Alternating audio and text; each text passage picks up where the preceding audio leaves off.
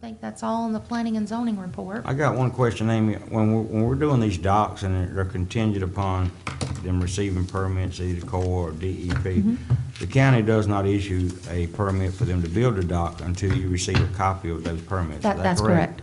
Okay, just wanted to clarify that because we're doing a lot of approval on contingency basis, but I want to make sure the county staff was actually seeing these permits Yes. before construction was started. Yes, sir. Just to clear that The up. reason why we do that is because DEP does not give us a way out. So we have to do contingencies based upon, Receiving those permits? yes, sir. Okay, Mr. Chairman, yes. while we're here, if I could, I'd like to ask a question related to that. On the backside, we received the permits, we received everything from DEP and Corps. They get the permit, they build the dock. What's the follow-up? Is there a standard follow-up to that? To make sure they're constructing as Well, make sure the it's permits constructed dictate. as it's permitted, where it said it was supposed to be put, or just anything to do with it? They do, most of the time, sometimes ask for final inspections, Okay. not always. Okay. It's just helpful to know. But they're, we could put in place where they would have to have something Okay. more stricter. We run into the problem, the one we're doing now, just earlier you pulled up, that we Yes, sir. discussed that they moved the dock. Yes, sir. But no, we probably do need to get more strict in those aspects. Maybe, get a final survey, Yeah. to make sure. Yeah, because he moved the dock, now the boy can't get paid for his work. Yes, sir. Yeah, Yes, the only sir. reason I bring it up is because, well, we've had discussions about it, but I had a discussion with an actual dock builder, and there's no sense in naming people, that's not what I'm here for. But they're talking to me about it, and this is when I first got elected. They said, well, the person that's having the dock built is the one paying me, so I do what they tell me to do. Well, that has nothing to do with the permit being issued. That doesn't work for me at CVS. I don't go in there and just tell them this is what I want because I'm the one paying for it. No, it doesn't That's work that correct. way. So that's the only reason I brought it up. And I'll draft up a letter to all the dock contractors and let them know that they should abide by the DEP and Corps approvals, site-specific where they're permitted. So I'll draft a letter to them and send it out to make sure that what's permitted at DEP and Corps level and planning and zoning, they should abide by, if you would like me to. Yes, ma'am. Mr. Chairman, I'd make the motion that Ms. Kelly be able to do that. We have a motion on the floor by Commissioner Jones, second by Commissioner Massey. Any further discussion? Yeah, because real quickly, if you allow people to just go put a dock wherever they want to and not comply with what's called for in their permits, that's just going to continue to snowball. Everybody I can say, agree. yeah, I got a permit, so now I can put it where I want to. And I understand the dock builder saying, well, that's the guy that's paying me. Well, he may have to pay you to move that dock. Yep. He may have to pay you to move that dock back to where it was originally permitted. Or if the homeowner chooses, he could come back and try to get it permitted in a different area where he'd like to see his dock. But a lot of times those permits are done by the depth of water, the least invasive to the critical habitat and to your shoreline. There's a lot of stipulations in there of why they issue a dock to go in a certain place. And it's not just because the homeowner wants to move it.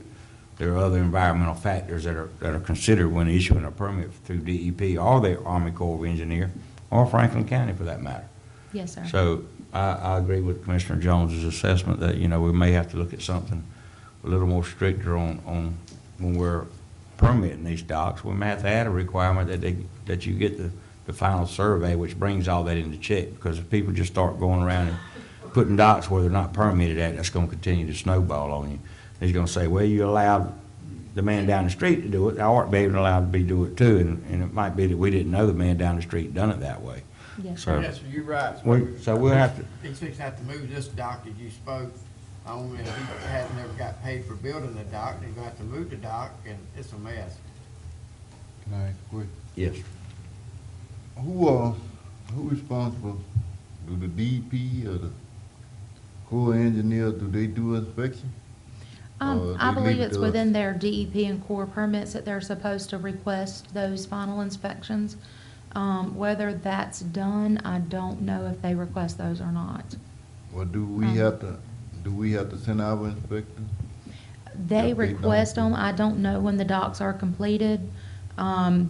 They should be they should be requesting final inspections. When we issue a permit, that means that we're going to do an inspection. So, it's up to the dock contractor to call us and request those inspections.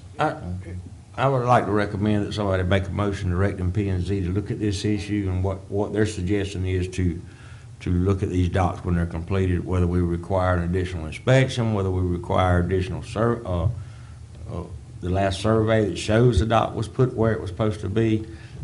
Send this back to P and Z and get their recommendations on it. Obviously, they understand what the situation is, or they wouldn't ask for this to be tabled. I make a motion, We have to vote on, we have a current motion second that hasn't been voted on to authorize Ms. Kelly to send the letter to the contractors. We need to vote on that motion before we have. Yeah, before we do it, what I was going to say is that it seems to me you don't really want a letter to go to the contractors.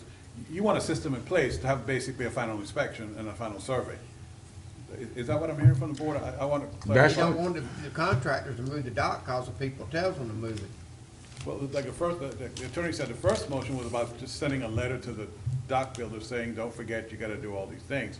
But it seems to me you want something a little bit more, You know, I understand we got a motion on the floor, but it could be as simple as dictating to the people that are applying for these docks that if they don't comply with it, they will be required to move it, and then they won't be able to get a permit to put a dock in.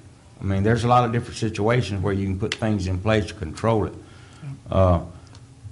I think the letter that we're speaking of, I think that we need to rescind that motion and that second and start over, because we're getting into a little deeper detail now. Okay. If that would be the pleasure of the board, I don't That's fine. remember exactly who made the motion to I write the rescind my letter. motion.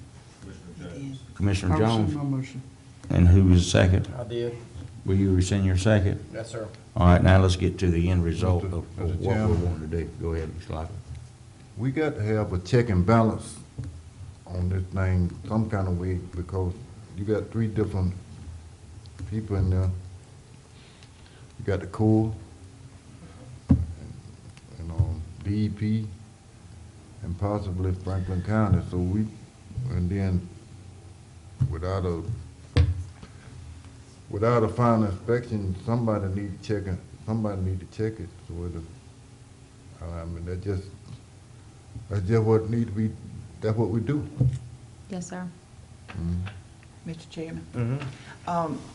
I've always had a problem with contingent on the Corps and DEP's permit. Because if they see us go ahead and, approve it, then they're gonna just, as they say. Rubber stamp Rubber stamp it. Yeah. And so, my thing is, I think we need to require a survey, before they even start, building it, Amy? Well, generally, when we bring it before the planning and zoning, they should have the riparian right, it should show the riparian right lines, because there's 25 feet you're supposed to, leave open That's on right. either side. So, we could require a riparian right line survey with a proposed dock, and then a final riparian right line survey as built. And I And think you DEP and understand. Corps would, need to have their signatures on a finalization. I can check through the DEP and Corps. Some docks are self-cert, so they're not required to have a DEP permit. That doesn't always exempt them from a Corps permit. It's written in the self-certification. And DEP does not, they can bring a DEP permit. By DEP standards, we can't hold up their due process. That's what the state, through the DEP permits, and that's why you see a lot of contingent upon. But we never issue a permit without those contingencies met, for the most part, yes, sir. And it could be as simple as adding it to our county dock ordinance, that they have this survey. There's a lot of different ways to handle it, Amy, and I'm sure you're making notes of all the suggestions of the commissioners and Yes, different sir. ways we could handle it. But you could bring those, if you would, bring those suggestions to the P and Z.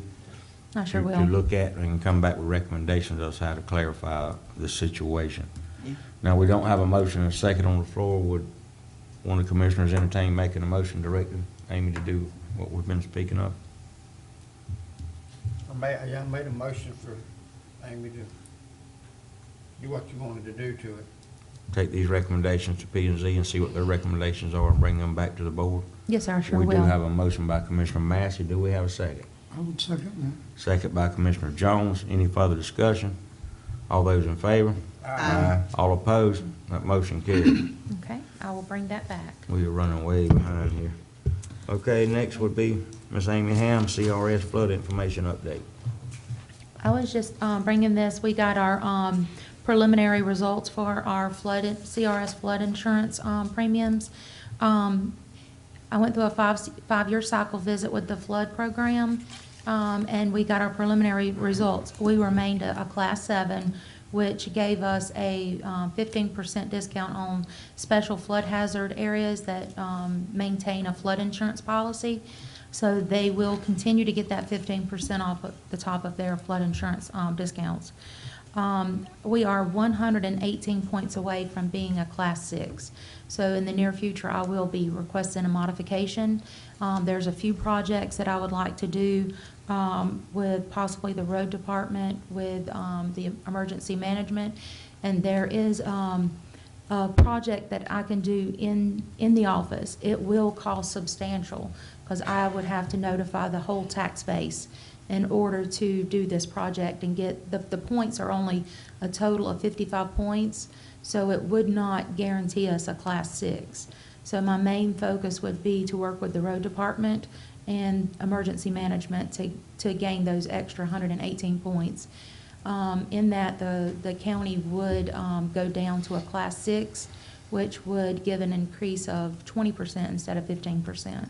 So I will work diligently and hard to get those extra 5% for your constituents that has flood insurance within the special flood hazard area. I just wanted to let you know that that's where we stood with the flood and the discounts, and that I'll be working on a few projects in order to gain those 118 points that we need. Okay, I think that's it. Yes. Ms. Amy, what the highest we can get? You can go to a Class 1, which would be max out all of your savings. We do not have the infrastructure for a Class 1. We could become a Class 6, and go into a Class 5 I would need a tremendous amount of support and a tremendous amount of money to get us where we need to be to a Class 5. And the whole county would have to, every department would have to join in and be proactive to help me with that program to get it to a Class 5. Class 6 is very doable. I just need some assistance through the road department and emergency management. In order to go to a Class 5, we would need an additional 1,118 points. So I've put a lot of maps together, and to gain a lot more points, we're still shy of 118 points, but What's the saving on a Class 5? Class 5 would be 25%. That was the question right here, 25%. And the further you go, the more requirements there are, such as Every pay class fire is a departments 5% and discount. all that kind of stuff, which is the infrastructure that she's talking about. We- But that's where we stand right at the moment. But I will be working to get us a Class 5 in the near future, hopefully. Any comments from Ms. Amy from the board? Thank you, Amy, for that presentation. Thank you very much. Y'all have a good day. Mr. Chairman, before you move on, and Jason, I apologize, I know A stands for airport, but we're running behind. Can we switch, put Kurt ahead of Jason? He said he won't be that long, and then, because with Jason, you're gonna talk about your new FBO, and so that might be a lengthy discussion. Come forward, Kurt, if you would. I apologize, Jason.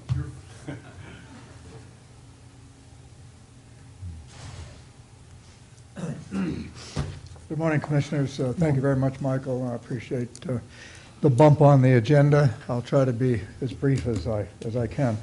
as you noticed in your packet, we didn't have a board meeting this month, so I don't have any action items for you to take action on. I did have a couple of things I wanted to report to you on, and I'll summarize my comments from what you received in your packet. Our collections, as you noted in the packet, are, I won't say they're down from last year, but we're flat even. And this July report's down $11,000 from last year. And it corresponds with a reduction in our web hits. So it does sort of imply that, you know, we're getting fewer contacts. There can be a lot of reasons for that. There's no question that the hurricanes and the weather have been a contributing factor to that. There are, you know, negative publicity with regards to weather, with regards to national issues. So it's not probably surprising that we're seeing a reduction. A strong dollar overseas has resulted in a reduction in our international tourism, and our local TDCs around the state are experiencing some of the same issues. I will restate, however, that we still don't know because of the way the taxes are collected and the way the Department of Revenue reports to us, you know, whether, you know, we are seeing the best that we can see out of our collections. And so I will remind you, we've anecdotally had stories that some of our lodging companies now are getting 90% of their referrals from VRBO, which is an entity that really doesn't have much regulation and for which we can't ensure that all of the taxes are being paid by the homeowner that's listing with VRBO.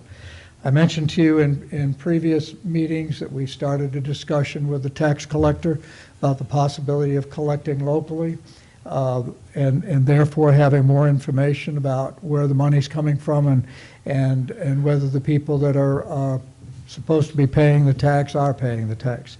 Mr. Watson has indicated to me that he's still looking at that. The earliest that we would expect to see any results in it would be spring, early summer, before he'd be able to get to finishing what he needs to do to collect the tax locally. But we are trying to move in that direction. So I just wanted to keep you up to date on that. But as of today, we're running just about where we were last year in terms of revenue, which frankly is not all that bad. And it's still strong. The industry is still strong. It's just that we're not increasing at the rate that we had anticipated. I also wanted to report to you, did you have any questions about our collections or that information? I got a question, but not about that. Go ahead. Okay. Second issue that I was, I ain't mean to. do you want to ask it now, Commissioner, or? Well, I can, I can't. I just want to ask you, we paid a bill for Dixie. I was trying to get some information about that. Okay, I can answer that. I'll tell you what it is you did pay an invoice for the last contract period when we were under contract with them. We are not under contract with them yet. I don't know when those issues will be resolved. However, I'll tell you that I'm meeting with Dixie this afternoon to talk about the coming year. But the invoice that you've seen come across in this list of invoices this month was for the contract period that ended at the end of September. So we're still under contract with them for that. Mr. Chairman, let me ask a question then. Ma'am? I can't never remember any organization that obtained a sustainable grant being allowed to do that. How long are you gonna let it rock Well, with that situation? It's ended. We were under contract with them under the previous fiscal year, which ended in It's done. September. It's done. We don't have a And they have contract, not renewed, right. We- so it's done. Right. So we have a sustainable grant out there that could be available for another entity, am I that- not right? That would be possible, yes, Okay. I just want to make sure yes. that Now, we I would, understand each other, because that's my perception of it, that the contract period has ended. They did not renew the requirements to do the sustainable grant for this coming year. And so therefore, there is X amount of dollars in there for another group, another entity that meets the criteria to be able to get a sustainable grant. Is that not right? that would be right, Okay. Commissioner. I think that's what Mr. Lockley was wanting to know, wasn't it, Yeah. Mr. Lockley? That's right. And so from now, here on out, then the next issue would be if somebody comes to the board, the TDC board, and therefore then you, and asks for, to be considered. Because like I said, I never have heard of any other entity doing like that. You Right. either meet the guidelines, or you don't meet the guidelines. And I think what he was trying to say is that was retro to last year's contract. That was under last year's. Any monies, yeah. That's right. Okay, Kurt, proceed, please. I also wanted to report, I went to the conference of the Destination Marketing Organizations. I don't know why they don't call it Association of TDCs, but for some reason they don't. So last week, and had a lot of discussions about the whole issue with Visit Florida and our membership with Visit Florida and Speaker Cochran's concerns about transparency. I've now met with a number of groups, had a number of conversations with Visit Florida, with their general counsel, with a variety of organizations. And really what the position they put us in is there are two issues.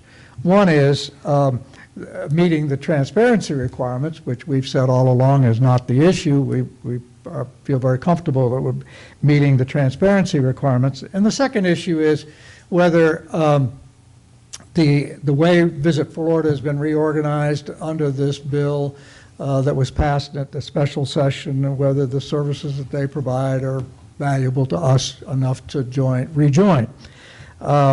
Unfortunately, the whole debate has gotten those two mixed up, and they're clearly not the same issue. In reviewing the statute and having conversations with a number of the groups that are involved, I'm going to suggest a course of action that I think takes the issue about transparency off the table. The last thing we want done is be lumped with a group of the TDCs that the speaker is concerned about doesn't meet transparency. We can do that. And I'm going to suggest that we go ahead and file the information that the speaker and the statute has requested, and do it early. Get it off the table. I'm prepared to file the information that we've got that meets those requirements, or we believe meets those requirements immediately. And then we can file it again in July. But get that issue off the table. Put the onus on the legislature and the governor's office to say this isn't the information that they want. That's fine, then we'll amend it. But I'm concerned that we continue to be put into a category of entities that are trying to avoid transparency when that's really not the issue as far as we're concerned. Then that would free us up to look more closely at what Visit Florida has to offer, and whether we want those services or not. It'll allow us to have those discussions with Visit Florida without this whole transparency issue hanging over our heads, and put us in a better position to discuss with them whether we think we ought to rejoin Visit Florida or not. And if you all, by the way, I'll point out that of the 12 TDCs that withheld their participation with Visit Florida, 4 have already rejoined. I hear, although we don't know, that the other 8 are considering it, and I would think we'd be in a position to have our discussions with Visit Florida separately, without this sort of onus of trying to avoid transparency. So if you all don't have any problem with that, and my board doesn't have any problem with that, I'm prepared to file, the information that's being requested and ask them to ensure us that that's the kind of information they want and move along. Direction of the board here? Does the board member feel like he should proceed as he's proposed or proceed in a different manner? Any comment from the board on that issue?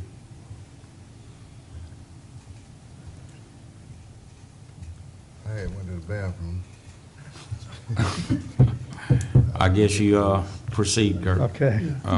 And we'll see how it turns out. Now, there is another issue with Visit Florida. They're trying to come up with some BP funds to fund Visit Florida as they have been cut at the legislative level. So that's also something to be aware of as you're looking at your discussions with your board and other things, that they are trying to find a way to dip into some of the BP monies and put back into Visit Florida, which was gutted by the legislature. So I just want to make you aware of that. Thank you, sir. We'll do that, and I did check on this project that they want to do in Northwest Florida, and those funds are not part of the funds that the local governments have at their disposal, so, but I will pursue that with them. And I think, once again, I think this gives us the opportunity to talk about the relative merits of that, rather than have to worry about, well, you're not meeting transparency requirements. I just kind of want to get beyond that. Just want to bring to your attention, we have a vacancy on the TDC board, and we've been advertising for a position now for the last 3 weeks, and we expect to be bringing a recommendation to you at your November, when I report in November. And the only other thing is we've had now 2 meetings with lodging providers in different parts of the county. We have 1 more to do at the end of this month, on the 25th of this month. And that's going to be in East Point, and then that'll wrap up this group of meetings and exchanges with the lodging providers. And our next TDC board meeting is November 8th. And that's Any comments from Kurt from the board?